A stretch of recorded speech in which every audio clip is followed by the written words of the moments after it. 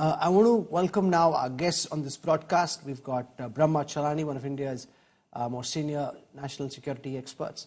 We've got Sushant Sareen, senior fellow at the Observer Research Foundation, joining us. I have on this broadcast Sanju Verma, national spokesperson of the BJP. We've got Salman Soz from the Congress Party, and Andrew Luing is a leading China analyst and strategist. Brahma Chalani, I want to come to you first. You know, some of the experts on China, global experts on China I spoke to, said this is a historic, momentous day for the world. The fact that India and China's leaders are meeting. You know, China has deceived us so often that we can't quite be sure, and their body language gives so little away that, you know, you can't even read about whether they think a meeting went well because they're not, frankly, expressive. They're just very deadpan and poker. From what you've heard and seen so far, how do you think these meetings went? What do you think happens next? Can the Chinese be trusted? Brahma Chalani. India and China make up more than 1/3 of the global population.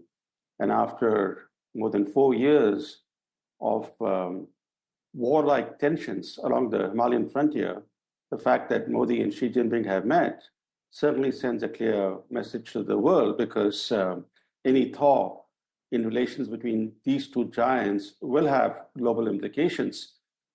Having said that, we have to be very cautious, because you heard from the opening statements of Modi and Xi Jinping that Xi Jinping didn't even mention any new understanding with India. In fact, the official Chinese comment on the new understanding with India came a day after the hyped announcement by the Foreign Secretary and the Foreign Minister of India. And the Chinese comments came without any mention of a new petroleum arrangement. What we are hearing now is that the roadmap for disengagement is still being discussed between the two sides, that even the petroleum arrangement is still under discussion. So we have to be very cautious. What we are seeing is a good move, a positive move toward reducing border tensions, but a lot of work needs to be done. And more importantly, we should not confound symbolism with substance. This has been India's main weakness over the years. We get too much into summit diplomacy, and we mistake symbolism for substance. Let me put that question to Sanju Verma. You make a very important point. You know, and as it would happen, Brahma Chalani, you know my father well, so you know how suspicious he was of Chinese actions. The fact is that this government and this Prime Minister, Sanju Verma, in the past have been betrayed by China. Swinging on the swings in Sabarmati, in Ahmedabad, walking around the temples in Mahamalipuram or Xi'an. You know, we've been through that drill, and each time India comes away thinking that there's been movement, that there's been a positive development, and that there's a new normal and that things are getting better. Each time China betrays us in the back, and that then hurts us for a long time to come. You heard what Brahma Chalani said. Their statement came a day later. Their statement is not as effusive as ours is. There's no talk of new border protocols. Even what the Chinese president said, which was made public, was very vague and generic. Therefore, to what extent is your government and your party willing to trust the Chinese at this moment? You know, Rahul, with no offense to Brahma Chalani or any of the strategic experts on your panel, you know, there is a saying, damned if you do, damned if you don't. You know, the very lot which has been waiting for the last 4 years, saying that, you know, a dialogue, you know, more importantly, a bilateral meeting between Xi Jinping and Prime Minister Modi is long overdue. Today, you know, they are now finding some chinks in the armor to once again say that, oh, this is just symbolism, but nothing substantive. I will just run you through very quickly in 20 seconds the key highlights post the, you know, Galwan skirmish or clash in 2020. In February 2021, for the first time, troops both from the Indian side and the Chinese side pulled back from the northern and southern banks of Pangong Lake. And I think this was significant in terms of the de-escalation process, which started way back in February 2021, because there was a voluntary disengagement even in February 2021 by both China and India. And China, which shares a border with more than 18 nations and has a dispute with more than 21 nations, has never in recent history engaged in a voluntary disengagement, which was done in February 2021 because you have somebody called Narendra Modi as the Prime Minister. Then in August 2021, you had the Indian and Chinese forces which disengaged from the patrolling point 17A, creating buffer zones to maintain peace. And then in September 2022, disengagement at patrolling point 1515 marked further progress in easing of tensions and further progress in the de-escalation process between India and China. Yes, without shoving the hard truths under the carpet, I will agree that Depsang and Demchok, these are areas, regions where there are challenges which we will navigate and come to a resolution bilaterally sooner rather than later. But for anybody, particularly the Congress, I see, tweets from the likes of Jairam Ramesh and Manish Tiwari, quick to give lessons to Narendra Modi in diplomacy. Let me remind in 20 seconds, Narendra Modi does not need lessons in diplomacy, especially when it comes to China, from the Congress, right from signing a lopsided Panchsheel agreement way back in 1954 by Jawaharlal Nehru, to giving away 38,000 square kilometers of Aksai Chin, saying not a blade of grass grows there, to giving away, Indira Gandhi gave away Kachativu Islands in 1974. We have the Congress whose foreign policy has been in tatters. So we don't need lessons from them. I think today India and China are talking as equals.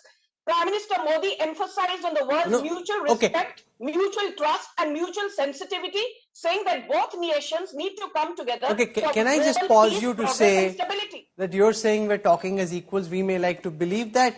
The Chinese side may not necessarily hold that view, and that's just the arrogance of China's rise. Salman shows, the opposition and in particular the Congress seems to be deriding some of the forward movement. I mean, shouldn't you be cautiously optimistic? Some of the tweets and posts and statements that I heard, DDLJ and what have you, it almost seems as if you would not like, because this tension with China has been a key part of Rahul Gandhi's attack strategy. It almost feels as if you don't want that there be peace or some kind of rapprochement between Delhi and Beijing. Rahul, we are looking for an honorable settlement to this, to our minds. One of the worst foreign policy setbacks in decades, I think, that we've suffered. So we're looking for an honorable settlement here. We're not looking for anything else. We want to come out of this honorably, with India's honor held high. If that is too much for some people to bear, that is their problem. The fact of the matter is that the Prime Minister has actually been pretty naive in this whole sorry saga. I mean, who after all? I mean, let's just ask a simple question: why are we discussing this at all? Because the Prime Minister, in June 2020, 4 days after Galwan, the unfortunate time when 20 of our soldiers laid down their lives for our country, what did the Prime Minister say? He said, "Na koi hamari seema mein ghusa aaya hai, na koi ghusa hua hai." That is what the Prime Minister said. If nothing like that has happened, why are we having a discussion? No, okay, wait. Okay, Sanju Verma, you spoke at length. Extend the courtesy of allowing Salman Soos to complete. Salman, I give you 20 more seconds to wrap up. No, give me a little bit of time. You give Sanju Verma a lot of time. Now, I only want to ask a few questions. And that is what we need to get our answers to. And I think as the opposition, that is our role. And I hope media does. And I know there are other guests on this show, and they should also reflect on these questions. The first question that I have is, will the Indian troops now be able to patrol truck claim line in Depsang? What about Demchok? There are 3 patrolling points. Will our troops be able to go back there? What about Pangong So? We used to patrol up to Finger 8. But we are restricted to Finger 3. Is that going to change? There are other places, like Gogra Hot Springs area, where we had patrolling rights. The question for the government is disengagement. The foreign secretary talked about disengagement, the process leading to disengagement, and eventually a resolution of the issues. I think the Prime Minister is the one who has actually created a huge problem for the country. And now we're all trying to somehow get out of it, and I hope we do.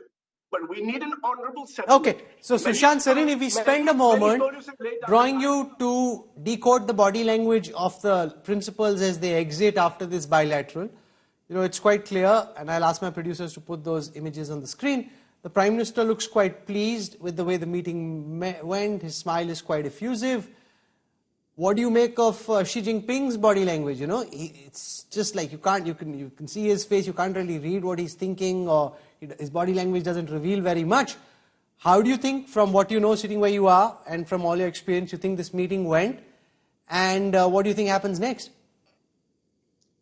So Rahul, I'm not an expert on body language, but yeah, I think the Prime Minister seemed very pleased, and the Chinese president, fit that phrase, the inscrutable Chinese.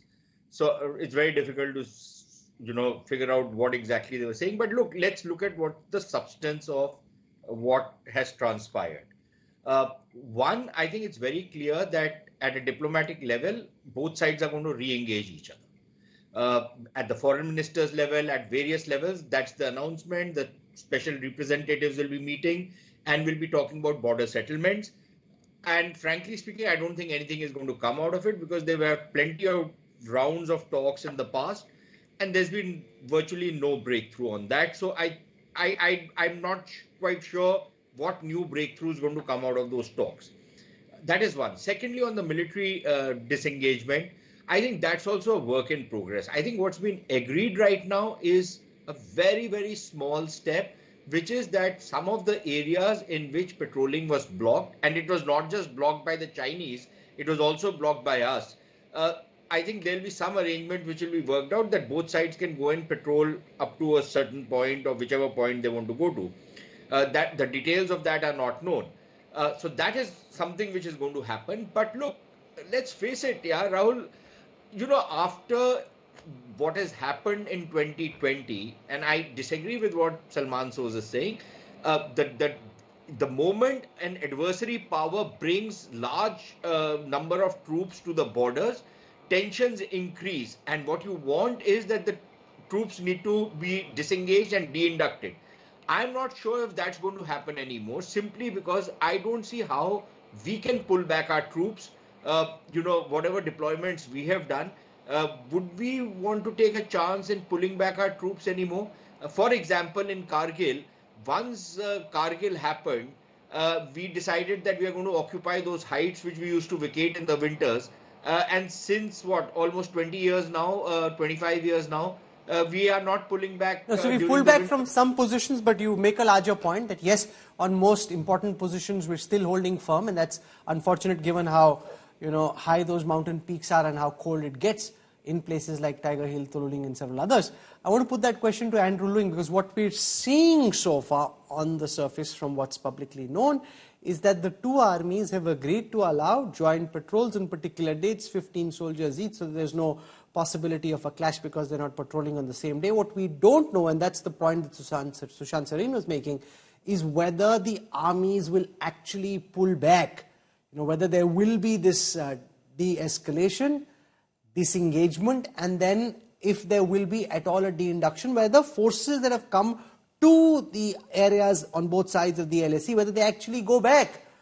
From what you gather from within China, Mr. Lewin, your sense of whether this is just very tactical in terms of allowing border patrolling, or is it more strategic in terms of agreeing for the armies to go back? Because relations can head towards normalization only if there is genuine peace along the line of actual control. Of course, the line of actual control and the border disputes have been plaguing the relationship between these two countries for a very long time. And then both leaders actually signaled the need for de-escalation months before this BRICS summit. And it is instructive that before this BRICS summit, a protocol breakthrough in reaching agreement on a kind of patrolling protocol was reached between the two countries, and it was announced first of all on the Indian side. So that suggests that there is a genuine wish for this escalation. And let's face it, the border disputes are not dictated by the military on the ground. important though they are dictated by the leadership in both countries. And I think that there is a genuine wish to put relationship between these countries on a more constructive level. Now, of course, the BRICS summit is not about border disputes. It's much bigger agenda that binds these both India and China and the rest of the developing world together in the rise of the global South against a world order which has been perceived to be tilted or skewed in favor of a dominant Western bloc at the expense of the developing world. And that's why, over the years, many developing countries feel that they are being marginalized by Western American exceptionalism, sacrificing their development interests and opportunities for growth, and hence that you can see these messages coming out of the BRICS summit. Sure. No, so why Russia and China would like India to be a closer partner is quite clear. Brahmachalani, the question is how far can and should India go? There are elements in corporate India which want to allow FDI to come in from China, which would allow personnel to come in from China, particularly in manufacturing, allow for Chinese companies to play a more active role than they've been allowed over the last 4.5 years. Would you be willing to trust Xi Jinping and the PLA enough to go down that route? Or do you think all the rules and restrictions that we've created post-Galwan should stay and we should just trust but verify and keep monitoring without giving in easily? There are 2 points, Rahul. First, despite the Chinese encroachments in eastern Ladakh that triggered the ongoing military standoff, India did not impose any economic or diplomatic sanctions on China. High-level talks continued with China. The foreign ministers met regularly. The military commanders met. So there was no attempt by India to rupture the relationship with China. But it's very important to remember that we're talking about a meeting at the BRICS summit, the BRICS summit having catalyzed this new understanding between China and India. Similar thing happened some years ago in 2017 after a 73-day troop standoff at Doklam. An agreement was reached on disengagement so that Modi could travel to the BRICS summit in Xiamen in China. How did that disengagement agreement end up? It ended up very badly because on paper, China agreed to disengage. But within weeks, it began building military fortifications in Doklam, and within few months, it had captured the entire Doklam plateau. Now, the Doklam was not Indian territory, but India is a de facto security guarantor of Bhutan. And we saw how China gobbled up Doklam, and we were helpless in undoing what That's China a had very done. important point that Brahmachalani makes. And I want to put that question to Sanju Verma. We've seen this script in Doklam to ensure a meeting between principals. They agreed to pull back. At that time, too, the BJP claimed this was a big diplomatic victory. Months later, slow, steady, creeping ingress into Bhutanese territory in such strength and numbers that by then those were facts on the ground. So China has repeatedly betrayed the trust of Prime Minister Modi. The question is, to what extent are you willing to believe them this time? You know, Rahul, without being offensive to you, let me first make one thing very clear. You know, I need, as the national spokesperson of BJP, my time. I'm not going to bully you and put a gun to your head saying, oh, you gave the Congress so much time, because you always say you want to elevate the level of discourse, not bring it down.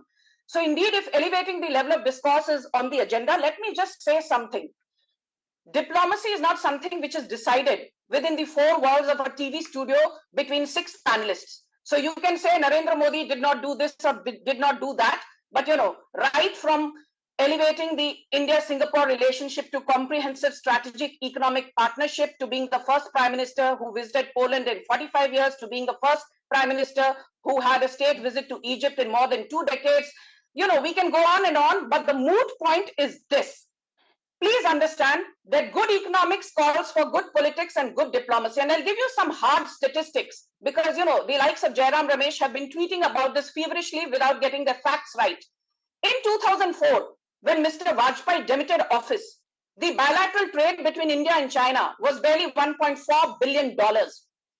And in 2014, when Prime Minister Modi took over, in the 10 years from 2004 to 2014, India-China bilateral trade burgeoned from 1.4 to $38 billion, which was more than a 2,500% jump. As you and me speak today, the India-China bilateral trade on an average in the last 10 years annually is barely $73 billion, and we've diversified. Today, our trade with ASEAN is more than $122 billion. Today, our trade with the Gulf Cooperation Council is more than $246 billion. Today, our trade with the UAE alone is more than $69 billion. So people who are saying that, oh, India and China have actually got a relationship which is lopsided to China's advantage have completely missed the plot. But my last 30 seconds to Congress is this.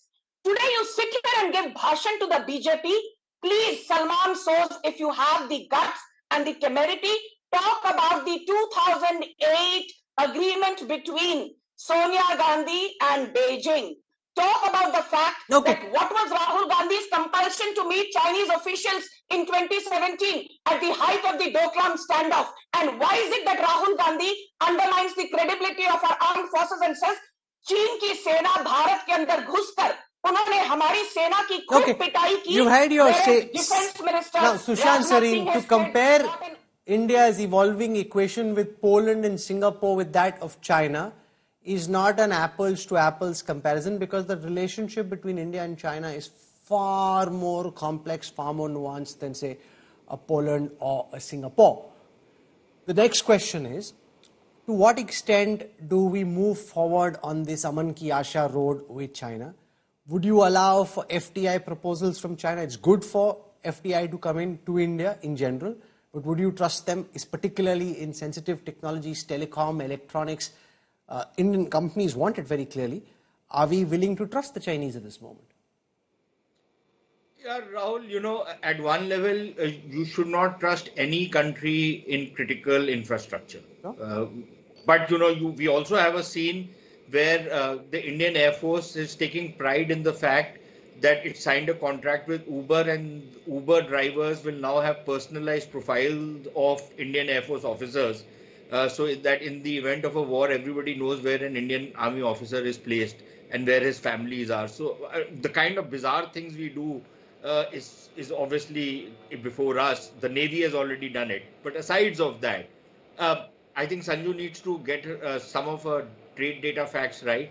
2023, I think the trade had crossed over $100 billion with the Chinese. So yes, the trade has been growing, but that's a very mercantilist way of looking at trade relations. But of course, I think we need to develop our own capabilities, and to the extent that there was some talk of decoupling from China, I don't think we've reached very far on that particular issue. In fact, our dependence on China for a range of other products has only grown over the last couple of years. That is one part of it. Secondly, look, China, Pakistan, all these countries are very critical to India's security. And to compare that with Tanzania or Spain or some other European country, Austria or some other place, godforsaken place, it just doesn't add up. The challenges which we have with China, both at the strategic level, at the economic level, are far, far more complex, not just on the land borders, but also in the oceans.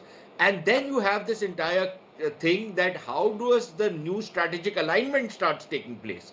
Because both at the continental level and at in the maritime domain, there are new strategic alignments taking place. How are we going to play our cards on that? I think the government has done a fairly good job. That's a very important point that you make, because while Salman shows we don't know the extent to which the Chinese army will ultimately pull back, what we know is that India and Prime Minister Modi, through the BRICS summit, has shown diplomatic dexterity and created optionality on the global high table.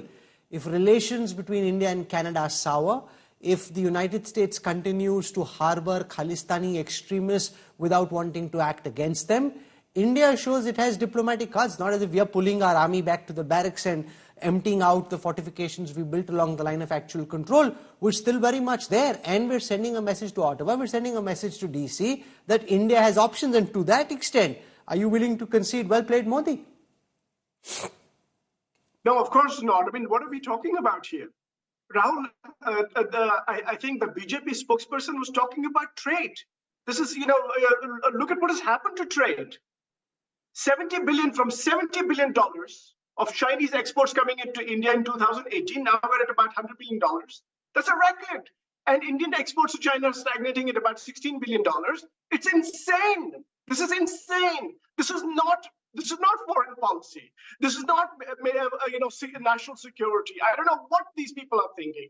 So I hope the BJP people are a bit more serious about India's national security and foreign policy. This is not the way to conduct foreign policy, by the way. So your then defense minister, A.K. Antony, it rankles me no end, said that we don't want to build border infrastructure because it will make it easier for the Chinese army to come in. Between then and now, the mindset has changed entirely, Salman.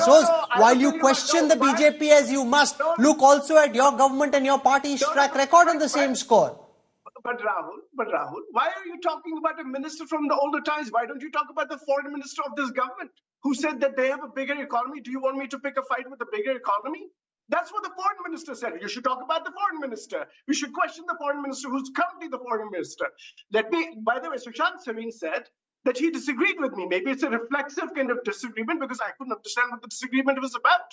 Because I was quoting the foreign secretary who said that this agreement is, quote unquote, leading to disengagement and eventually a resolution of the issues that had arisen in these areas in 2020. Our limited point is, we only want the situation that existed in March 2020. That is what India wants. Okay, let me put that question to Andrew Lewin. The Chinese side hasn't so far publicly confirmed that status quo ante will be restored to a pre-Galwan, pre-2020 April situation. From your understanding, Mr. Lewin, how convinced are you that the Chinese will actually dial back the facts on the ground, the situation on the ground, the deployment on the ground to where it was before Galwan and before April 2020? Sorry, are you asking me? Yes, sir, I am. Yeah, well, thank you. Well, I think that both leaders' intentions are very clear right from the very start. Both leaders want to de-escalate. I think all this hyping about tensions between these two countries is not very helpful.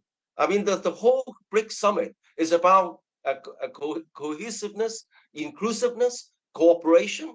I think those hyping about tensions against the wishes of both leaders is not very helpful at all. And I think that the fact speaks louder than words. The fact is that China has become India's largest trading partner, not for no reason, because India also needs China as much as China needs India in some way to grow India's manufacturing industry. Make in India 2025 needs China's supply and value chain, in which China sits at the top of the world supply and value chain. So I think that these are the realities. And I think that the intention of both leaders are very clear. They don't want to de-escalate. They want to build a constructive relationship. And all this hype in this panel about this agreements, the suspicions, and also hyping the tensions between two countries is not helpful at all. And I think that you should lead your viewers know that that's the intention of the two leaders, is to de-escalate, to construct a more fruitful relationship, and to build. If China hadn't betrayed India as often in the past as it has, also, I would have been more believing of you. I'm out of time, but I can see that Sanju Verma has a hand up, as does Salman So. So in the interest of time and with respect to the fact that we're in peak festive season, I have lots of ads to run. So Sanju Verma, very quickly, please help us wrap up. Thank you. Rahul, I just want to say one thing to Sushant Sareen, for whom I have tremendous respect. I did not use the word annual trade. I said the average annual trade in the last 10 years is barely $73 billion. My facts are never wrong. But let's not make this about numbers alone. I'm not comparing the India-China relationship to a Poland or Tanzania or an Austria. Let's not forget that the Quad was set up way back in 2007. It remained inactive for the longest time under the aegis of Sonia Gandhi / Manmohan Singh government. And today, Quad is a very active body. And as Prime Minister Modi says, it is to build peace, progress, stability within the Pacific Ocean. Okay. And it's not necessarily to rebut China. And I think the Congress also needs to answer, why is it that the Dhola-Sadia bridge, which is a permanent bridge between northern parts of Assam and eastern part of Ladakh, Arunachal Pradesh, was not built for the longest time. You started it in 2011. You then gave up on it. We completed it in 2017. Salman Soz, 20 seconds, please wrap up. Was started by you in 2005, and then you gave up. Okay, Salman Soz. I just want to address Andrew Leung about his desire for peace between the two countries and how the leaders are trying to achieve that. Mr. Leung, all we want, for China, China has a huge trade surplus with India, almost $90 billion. So China should be happy. All we want is that we want the status quo ante of March 2020. Is that so hard? If China values this relationship, maybe that's the least they should be doing. Okay. We'll go back Sushant Sareen has his finger up. Sushant, 20 seconds. Please help wrap up. Very, very quickly. One, the Quad was not taking off from around 2007, not because of Sonia Gandhi or Manmohan Singh, and I'm no fan of theirs, but because the Japs and the Australians were not very keen on it. And secondly, I think, again, I disagree with Salman, not in the way he thinks I will, but I think, we sell ourselves very cheap when we say all we want is to go back to 2020. I think we should now make a play for a bigger kind of understanding with the Chinese or a settlement with the Chinese rather than going back to 2020, because if you go back to 2020, you will repeat what happened in 2020. Okay, here's what I wish to say in conclusion. We, you, me, all of us together as a country and as a people simply cannot afford to trust the Chinese.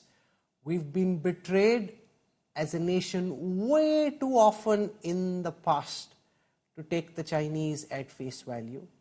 If what the Chinese and the Indian governments are saying is correct and we go back to the situation as it was before 2020, it would be a big diplomatic and military victory.